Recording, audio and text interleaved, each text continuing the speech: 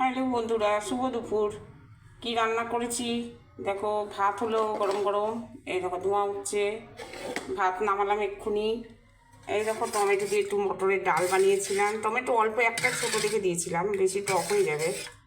এই দেখো টমেটো দিয়ে একটু মটর ডাল বানিয়েছিলাম, অনেকদিন ডাল হয় না আমাদের। আর এ দেখো আলু ভাজা করেছিলাম, কিছু আলু ভাজা খাওয়া হয়েছে টিফিনে।